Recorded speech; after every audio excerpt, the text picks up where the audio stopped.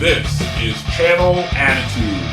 Your voice, your right, your freedom. This is Vince Russo's The Brand.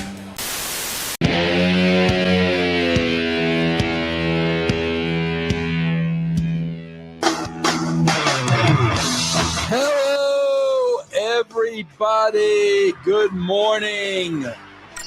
It is Monday, June 13th, 2022. This is already my third show of the day, and it isn't even 10:30 a.m.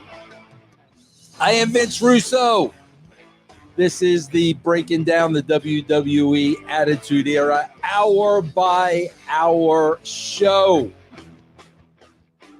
Today, we are going to be looking at Season 5, Episode 36, live from Roanoke, Virginia, the Civic Center.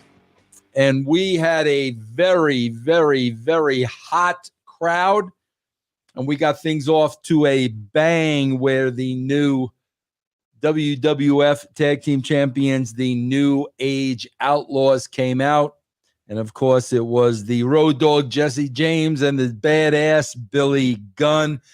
You know, bro, I am very critical of a lot of mic work and a lot of promos today. And I can see the problem, and I talk about the problem at length, where a lot of times the person delivering the promo is in defensive mode. In other words, that means that they have been given a promo and they are not to go off that promo. And they, number one, memorize the promo. So nothing seems natural. Nothing seems organic. It sounds like a promo that they memorized.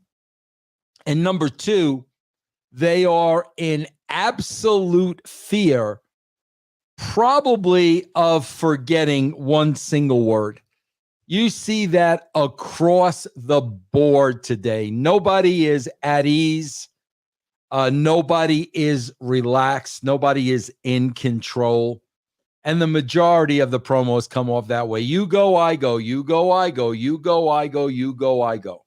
I challenge you, man, to watch any promo and put it next to this opening promo with Brian James and Billy Gunn. Road Dogg Jesse James, who came up with the verbiage of all of this stuff. And, bro, he didn't write anything down. He was ad-libbing. And Brian is really starting to come into his own, bro. This is really just a few short weeks into the run of the New Age Outlaws. And the confidence that Brian James is displaying in his in-rings. You know, bro, this is what the guy wanted. You know, every Monday when I would go to Raw and he was there and he wasn't on the show, he would grab me. Vince, come on, man, I'm ready. Put me in, coach. I'm ready to play every TV. And he was so persistent. And now that he had his opportunity, man, he was ready. And the confidence he exudes in this opening promo. And here's the thing, bro. You could see, because of his confidence, Billy had much more confidence. Man, you got to look at the history of Billy. You know, right before this was the Rockabilly gimmick, bro, which was horrible. It wasn't right for him. You know, bro, Billy Gunn is a stud. He does have a little bit of a chip on his shoulder, and rightfully so. And now in there with the confidence of Brian, you could feel it rubbing off on Kip, man. You can really see these two feeling it, confident, believable, very, very comfortable in these roles. They're cutting a promo on LOD, who they took the titles from. They say LOD is not here tonight. However, much to our surprise, in street clothes with no shoulder pads. and no makeup. Hawk and Animal hit the ring. They cut a little bit of a promo. New Age Outlaws powder, and we start the show hot. Hawk had a great line here. He said that we are going to be on you like ugly on an ape. Why do you got to insult apes like that, bro? You guys know I'm a big monkey guy. I love monkeys, all kinds of monkeys, bro. Chimpanzees, gorillas, orangutans, you name them. Why do we have to call apes ugly? From the get-go, the crowd is red hot. The New Age Outlaws had a lot of heat, very confident, very believable. The LOD hit the ring hot. That exploded the crowd. They got an LOD pop. And we are off to the races. Jim Cornette, JR are the announce team, and they make it clear to us early on that Austin is indeed in the arena. Again, bro, this is how you keep people tuned into your television show. I come on here every week and I tell you there is an art to that, bro. An art that many announcers today are just naive about. From there, bro, we go to Sonny, who is going to be the guest ring announcer for the semifinal light heavyweight match between Aguila and Taka Michinoku. Bro, pop me huge. Sonny kisses a little kid in the first row. There's a kid there with his fans. She gives the kid a kiss. The kid must be somewhere between 10 and 12, probably closer to 12. Bro, the kid goes nuts. Him and his friends are going nuts. It was pretty entertaining. I wrote this about Sonny, man. Sonny knew how to work the crowd. Sonny knew how to work the camera. She always knew where the camera was. And bro, like Sonny is very young at this point, bro. She's maybe 22, 23 years old, and she's playing it, man. She knows where that camera is at all times. And as I said, bro, we are putting Sonny out there to try to keep people tuned in because, you know, this being a light heavyweight match, this being a match more geared to wrestlers without much of a storyline, you know, we are afraid that we're going to lose some of the audience. So we're trying everything, all the little tricks, bro, to keep the people there. We then have our match against Aguila against Taka Michinoku. Aguila is only 19 at the time, bro. And JR says at the beginning of this match, we aren't going to see a great deal of mat wrestling in this match. So, you know, bro, this is how many years ago, man? 25 years ago. These are the light heavyweights. This is really the first flip-flop and flying. But there's a big difference, bro, between this flip-flop and flying. And I'm going to talk about it in a second. But again, man, the concentration is really being put on keeping the people there as JR and Cornette are hyping Bret Hart, Shawn Michaels, exclusive footage from the Survivor Series. So, bro, we are weeks past the Survivor Series at this point, and obviously we are still milking it. We're milking it. Now, guys, I want to explain something to you. The difference in this light heavyweight match and what I see today. We are seeing a good mix of high flying in this match, but bro, we are also seeing mat wrestling, and we are also seeing selling. So it's a little slowed down than what we see today, guys. When you hear me watch AEW, you hear me constantly say, bro, nothing's registering. It's bing, bing, bing, bing, bing, bing, bing, bing. They're not letting anything sink in. In this match with Aguila and Taka Michinoku, there is high flying involved. There is great athleticism involved, but there's a good mix of wrestling and selling. So the moves mean something, and we can register. This is really, really slowed down from what you see today. I think this match went a little long for my taste. Taka Michinoku went over with the Michinoku driver. From there, we go back to a Survivor Series tease. And yeah, man, we're milking this, bro. We are milking this till the cows come home, bro. From there, we go to Luna coming out with Goldust. Goldust is on all fours, walking to the ring, pink hair, ball gag, a Madonna-type bra as part of his ring gear. Luna cuts a Luna promo. She cuts a promo on Dusty. She cuts a promo on Marlena. Excellent promo as a heel. Again, maybe I gave Luna a line here or there, but this is the characters feeling very comfortable with their character. They know who they are. They know what they're supposed to represent.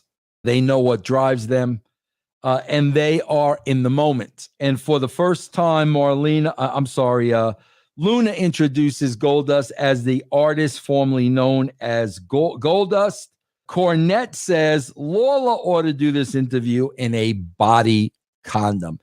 Yeah, guys, this is the period of time where I really felt bad for Dustin. Goldust, bro, was on fire, but a lot of people did not understand that the angle was him playing off the homophobic fear of others. That was his angle. That was his character. He wasn't homophobic. He wasn't homosexual. It was all a mind game. But what was happening, bro, was a lot of people did not get this, and I should have known that. And Switchboard was lighting up.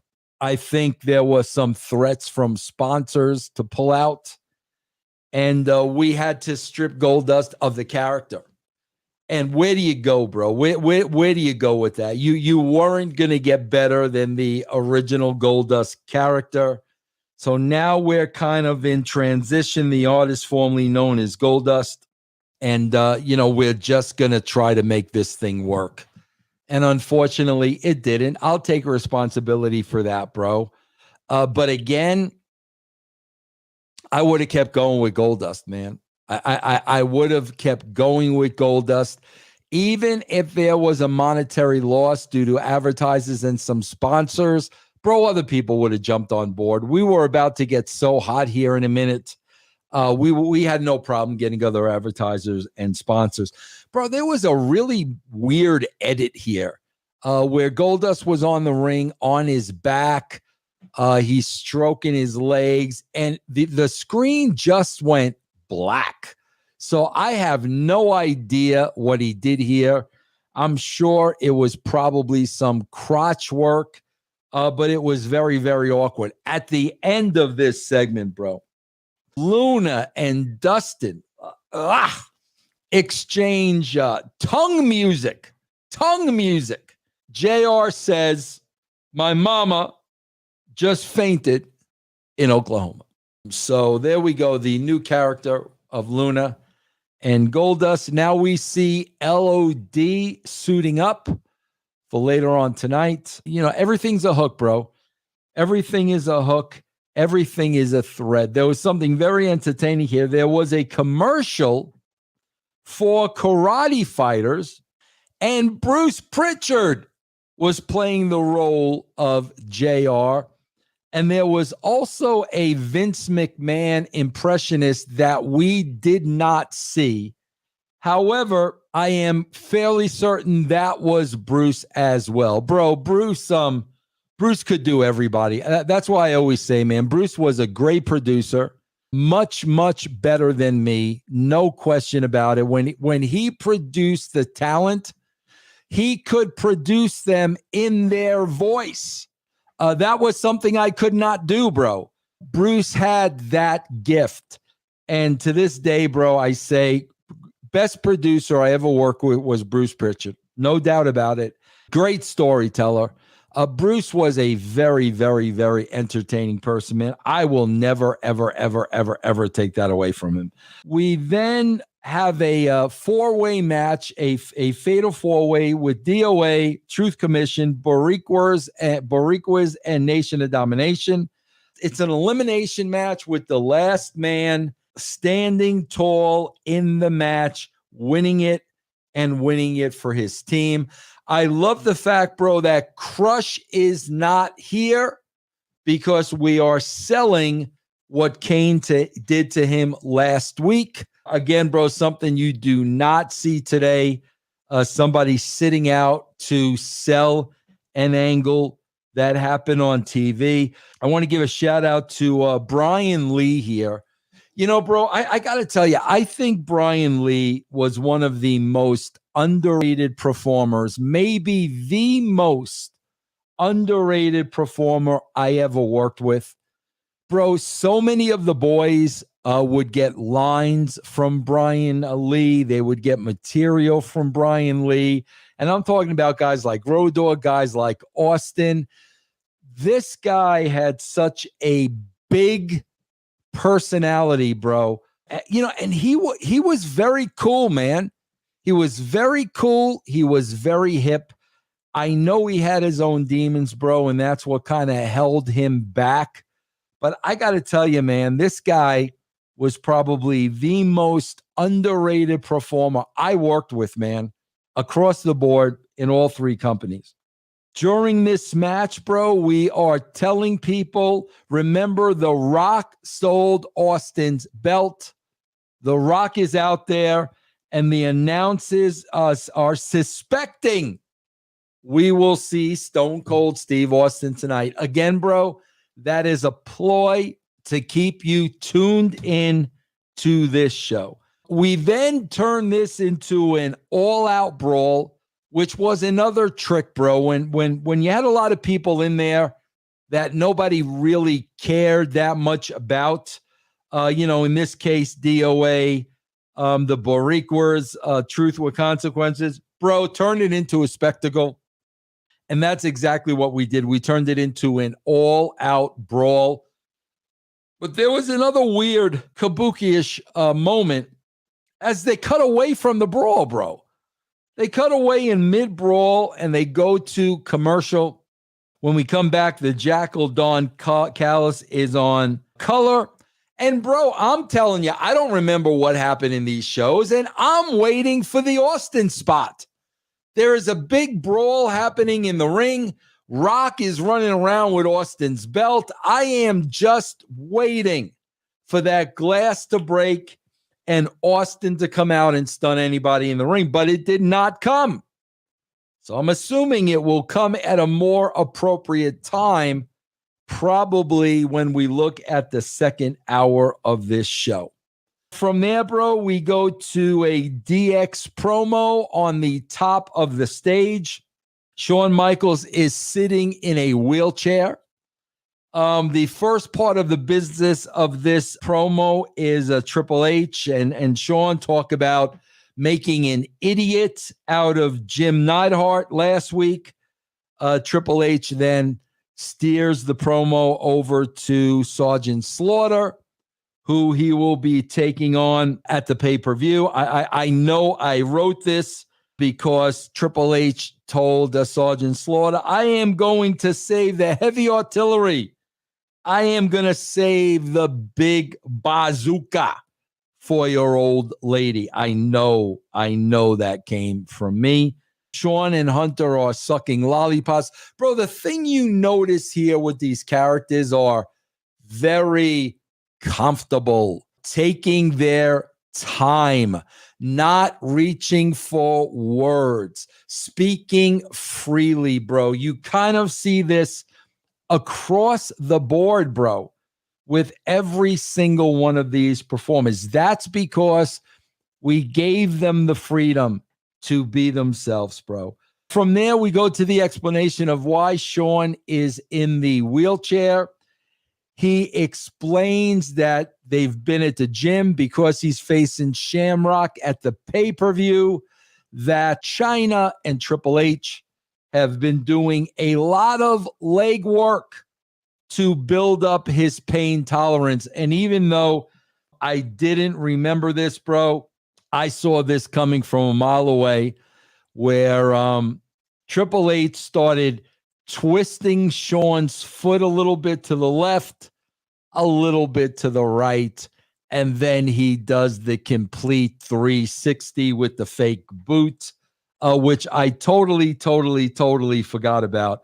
You know, bro, the crowd is really not into this as much as I would have hoped they would be, to be honest. However, what I love is, to steal a line from Ben, they're committed to the bit, bro. Shawn and Triple H are really committed to the bit. And, you know, by the end of the promo, Triple H completely 360 Shawn's foot. And then Shawn delivered a line I know came from me, because I use this quite often. You make the rules and DX will always break them. From there, bro, we're getting ready to go to a commercial. And again, bro, we are teasing the Survivor Series footage. Exclusive Survivor Series footage. Now, bro, we come back from commercial break, and here's what's interesting. We show the footage from the Survivor Series, and the announcers mention that Earl Hebner asked Bret twice if he quit, if he gave up. But they never said that Bret did, which was a little surprising. You think they would state the case that Bret did give up, but they did not. They made it clear Earl Hebner asked Bret twice, and Shawn did not break the hold until after the referee rang the bell, but they never said that Bret tapped out or Bret gave up or Bret quit, which I thought was interesting. But bro, we aren't done with this. We are teasing more exclusive footage, handheld footage of the aftermath of the Survivor Series right after this. Man, it's funny, bro, because when I go back to that agents meeting from a couple of weeks ago, when everybody wanted to sweep this under the carpet. Remember I spoke about that, bro? Nobody knew how to handle it. Nobody knew what to do.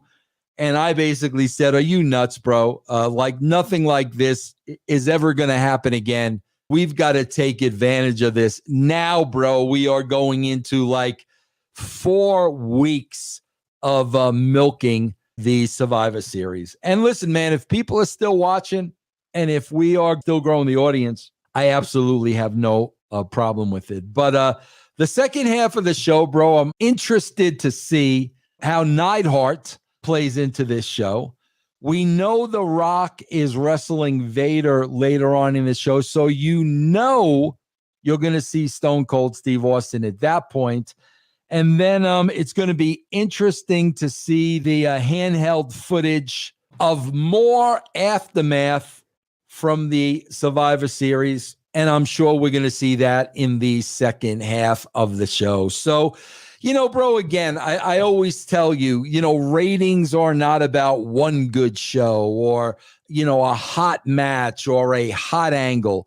Ratings, bro, come with a very slow growth.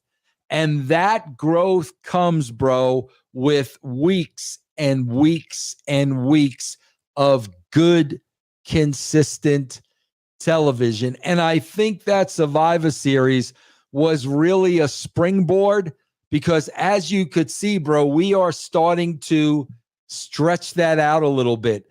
But you'll still see the light heavyweight matches. You'll still see the DOAs, the Boricuas, and the Truth Commissions, because it's not happening overnight, bro. It's not happening overnight. It's a very slow transition over time. And that transition took years. So the first thing you have to do, bro, is you have to stop. You got to stop the bleeding first. You got to stop the bleeding. You've got to make the shows better.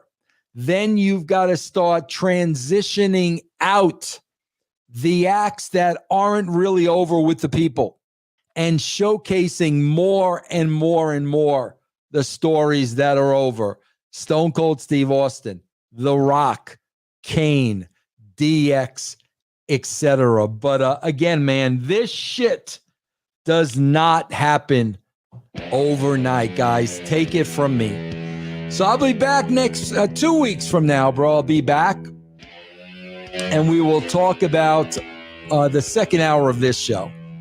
Next week, guys, on Patreon, the last installment of Vince versus Jim Cornette, where I will talk in detail about the restraining order and how that came about. That is it, everybody.